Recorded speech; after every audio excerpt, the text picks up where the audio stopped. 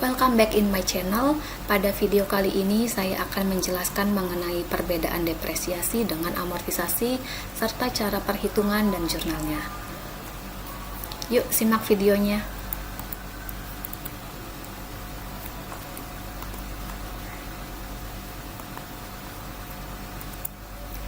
Istilah depresiasi dan amortisasi seringkali dijumpai dalam dunia bisnis, khususnya dalam bidang akuntansi, keuangan, dan perpajakan.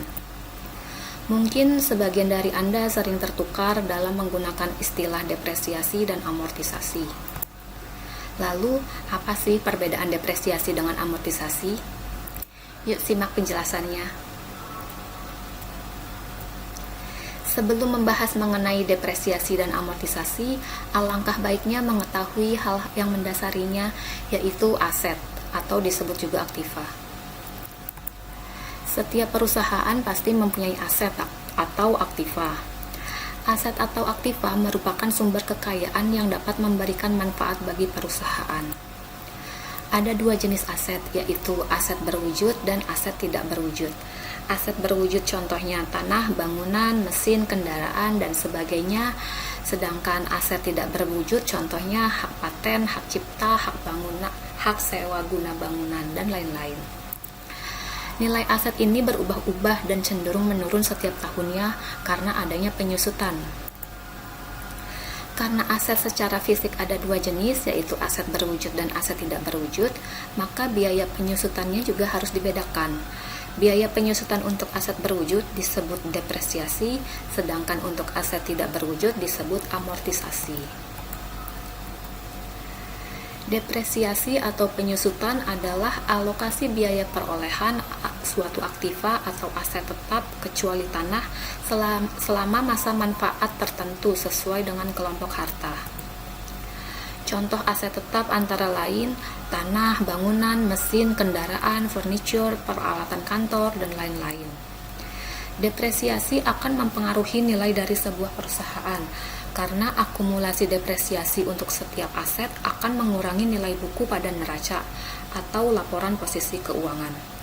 Beban penyusutan ini akan mempengaruhi laba bersih karena akan dianggap sebagai beban pada laporan laba rugi.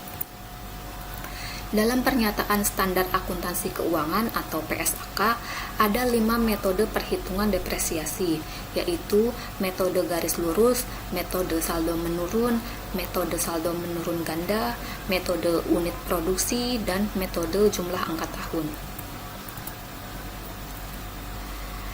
Lantas, apa sih penyusutan dalam pajak? Dalam pajak, penyusutan disebut penyusutan fiskal, yaitu penyusutan berdasarkan Undang-Undang Pajak Penghasilan Pasal 11. Dalam Undang-Undang Pajak Penghasilan Pasal 11 Ayat 4 disebutkan bahwa wajib pajak diberikan kebebasan dalam melakukan penyusutan sepanjang sesuai dengan persetujuan Direktorat Jenderal Pajak. Biasanya, perusahaan sudah memiliki kebijakan sendiri untuk menentukan masa manfaat aktiva tetap, yang bisa saja berbeda dengan masa manfaat yang telah diatur dalam Undang-Undang Pajak Penghasilan Pasal 11 Ayat 6. Maka dari itu diperlukan rekonsiliasi fiskal antara penyusutan komersial dengan penyusutan fiskal. Perbedaan mendasar antara penyusutan komersial dan fiskal terletak pada umur dan metode penyusutannya. Penyusutan komersial bergantung pada kebijakan perusahaan, sedangkan penyusutan fiskal sesuai ketentuan Undang-Undang Pajak Penghasilan Pasal 11. Dalam penyusutan fiskal hanya diperbolehkan menggunakan metode penyusutan garis lurus dan metode saldo menurun. Khusus untuk aktiva bangunan dalam pajak hanya diperbolehkan metode garis lurus. Berikut tabel penyusutan fiskal menurut Undang-Undang Pajak Penghasilan Pasal 11 Ayat 6.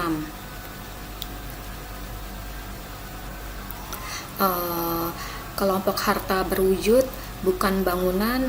Untuk kelompok 1 masa manfaatnya 4 tahun, kelompok 2 masa manfaatnya 8 tahun, kelompok 3 masa manfaat 16 tahun, kelompok 4 masa manfaat 20 tahun.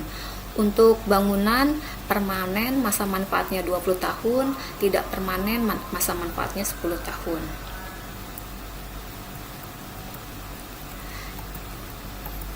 Pada video kali ini saya akan memberikan contoh perhitungan depresiasi menggunakan metode garis lurus dan metode saldo menurun. Yang pertama, metode garis lurus. Metode garis lurus adalah metode penyusutan aktiva tetap di mana beban penyusutan per tahunnya sama hingga akhir masa manfaat aset tersebut. Metode ini paling banyak digunakan oleh perusahaan karena lebih mudah dibandingkan metode lainnya. Contoh kasus. Pada bulan April tahun 2022, PT ABC membeli komputer seharga 7 juta rupiah. Perkiraan masa manfaat sesuai kebijakan perusahaan adalah 5 tahun atau 60 bulan. Secara komersial, perhitungan depresiasi setiap bulannya adalah sebagai berikut. 7 juta rupiah dibagi 60 bulan sama dengan 116.667 rupiah. Sehingga jurnal depresiasi setiap bulannya adalah debit beban penyusutan peralatan sebesar 116.667, kredit akumulasi penyusutan peralatan sebesar 116.667.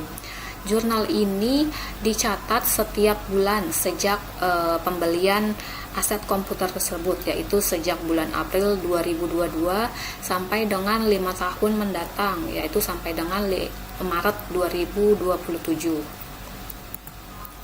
Sedangkan dalam perhitungan penyusutan fiskal, karena komputer termasuk ke dalam aset kelompok 1, yaitu dengan masa manfaat 4 tahun, maka penyusutan setiap bulannya sebagai berikut. 7 juta rupiah dibagi 48 bulan sama dengan 145.833 rupiah. Sehingga penyusutan setiap bulannya adalah 145.833 rupiah. Maka saat akhir tahun atau saat akan melaporkan SPT tahunan PPh Badan perlu dilakukan rekonsiliasi fiskal terlebih dahulu karena ada perbedaan pencatatan depresiasi menurut laporan komersial dengan penyusutan menurut fiskal. Selanjutnya, metode saldo menurun. Metode saldo menurun adalah metode depresiasi dipercepat yang menetapkan tarif tetap atau konstan pada jumlah yang menurun. Metode saldo menurun akan menimbulkan beban penyusutan lebih besar pada tahun-tahun awal masa manfaat aset dan semakin kecil untuk tahun-tahun berikutnya. Contoh kasus, PT ABC membeli komputer seharga 7 juta rupiah. Umur manfaat diperkirakan selama 5 tahun. Sehingga tingkat penyusutan aset tersebut adalah 1 dibagi 5 tahun dikali 100% sama dengan 20% per tahun. Maka perhitungan penyusutan komersial adalah sebagai berikut. Nilai buku awal tahun pertama 7 juta rupiah. Biaya penyusutan tahun pertama 20% dikali 7 juta sama dengan 5 juta sehingga nilai buku akhir adalah 5.600.000. Selanjutnya tahun kedua. Nilai buku awal tahun kedua diperoleh dari nilai buku akhir tahun pertama yaitu 5.600.000. Biaya penyusutan tahun kedua adalah 20% dikali 5.600.000. Sehingga nilai buku akhir tahun kedua adalah 4.480.000. Tahun ketiga, nilai buku awal tahun ketiga adalah sama dengan nilai buku akhir tahun kedua yaitu 4.480.000. Biaya penyusutannya dikali 20% sama dengan 896.000 sehingga nilai buku pada akhir tahun ketiga adalah 3.584.000. Tahun keempat dan tahun kelima sama seperti itu cara perhitungannya.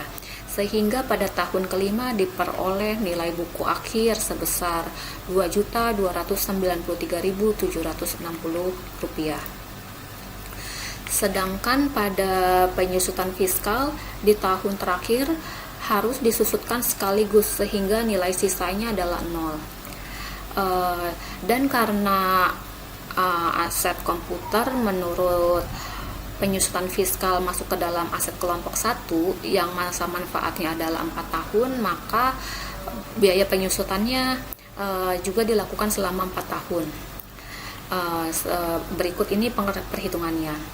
Nilai buku awal tahun pertama 7 juta rupiah. Biaya penyusutannya, biaya penyusutan menurut fiskal adalah 50%. Jadi 50% dikali 7 juta sama dengan 3.500.000. Selanjutnya tahun kedua nilai buku awalnya diperoleh dari nilai buku akhir tahun pertama. Biaya penyusutannya 50% dikali 3.500.000, maka nilai buku akhir adalah 1.750.000 rupiah. Tahun ketiga sama seperti itu caranya. Lalu di tahun keempat, tahun terakhir, biaya penyusutannya langsung disusutkan sekaligus sebesar sisanya, yaitu 875.000, sehingga nilai buku akhir tahun keempat adalah 0. Selanjutnya, pengertian amortisasi.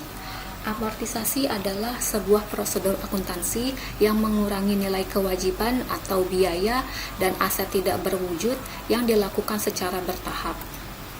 Pengurangan tersebut dilakukan sesuai umur ekonomis yang terbatas melalui pembebanan secara berkala ke pendapatan. Dengan kata lain, amortisasi merupakan alokasi biaya perolehan harta tidak berwujud dan pengeluaran lainnya selama masa manfaat tertentu. Contoh aset tidak berwujud dan pengeluaran lainnya yang dapat dibebankan melalui amortisasi antara lain paten dan merek dagang, hak guna bangunan atau hak sewa, hak cipta, biaya organisasi, dan lain-lain. Contoh perhitungan amortisasi. Pada bulan April 2022, PT ABC membayar sewa kantor sebesar 50 juta rupiah untuk 1 tahun. Maka perhitungan amortisasi setiap bulannya adalah sebagai berikut. 50 juta rupiah dibagi 12 bulan sama dengan 4.166.667 rupiah. Jurnalnya adalah jurnal pada saat PT ABC membayar tagihan sewa adalah sebagai berikut. Debitnya biaya dibayar di muka atau prepaid expense sebesar 50 juta rupiah, kreditnya kas atau bank sebesar 50 juta rupiah. Selanjutnya, jurnal penyesuaian untuk mencatat amortisasi beban tersebut setiap bulan, yaitu debit beban sewa kantor sebesar 4.166.667 rupiah pada kredit biaya dibayar di muka atau prepaid expense sebesar 4.166.667. Jurnal penyesuaian ini dibuat atau dicatat setiap bulan sejak periode sewa tersebut sampai masa akhir periode sewa tersebut. Perbedaan depresiasi dengan amortisasi.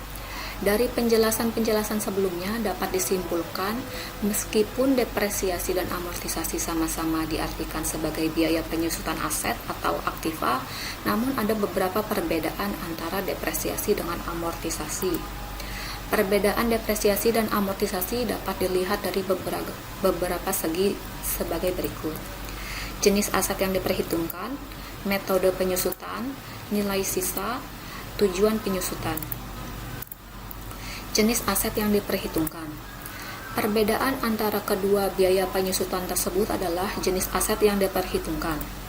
Depresiasi biaya penyusutannya berlaku pada aset berwujud, kecuali tanah, misalnya bangunan, mesin, kendaraan, furniture, peralatan kantor, dan lain-lain. Sedangkan amortisasi biaya penyusutannya berlaku pada aset tidak berwujud, misalnya hak paten, merek dagang, hak cipta, hak sewa, dan sebagainya. Yang kedua, metode penyusutan. Perbedaan lainnya dapat dilihat dari metode penyusutan atau cara perhitungan yang digunakan. Depresiasi umumnya menggunakan basis perhitungan yang dipercepat atau accelerated basis method. Hal ini akan membuat penyusutan yang diakui selama periode pelaporan sebelumnya lebih banyak daripada periode pelaporan mendatang.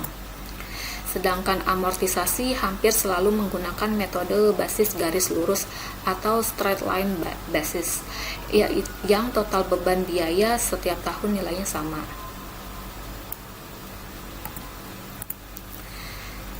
Nilai sisa. Dalam depresiasi aset berwujud biasanya ada nilai sisa. Dengan demikian, nilai tersebut lebih relevan untuk masuk dalam perhitungan penyusutan. Sedangkan amortisasi aset tidak berwujud tidak ada nilai sisa. Hal ini karena aset tidak berwujud dianggap tidak memiliki nilai jual setelah masa manfaatnya berakhir. Yang terakhir, tujuan penyusutan. Depresiasi penyusutannya digunakan untuk membagi biaya aset selama jangka waktu masa manfaatnya, sedangkan amortisasi penyusutannya digunakan untuk mengapitalisasi biaya aset selama periode waktu tertentu. Ya, sekian video kali ini, semoga bermanfaat. Sampai jumpa di video selanjutnya. Jangan lupa like dan subscribe ya. Terima kasih.